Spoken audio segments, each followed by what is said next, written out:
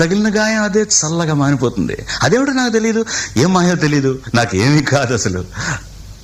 ఇది కూడా రాసుకో, అక్కడక్కడ పువ్వు, నవ్వు, ప్రేమ అలాంటివి వేసుకోవాలి. ఇదిగో చూడు, నాకు ఏ గాయం అయినప్పటికీ ఒళ్ళు తట్టుకుంటుంది, నీ ఒళ్ళు తట్టుకుంటుందా? తట్టుకోదు.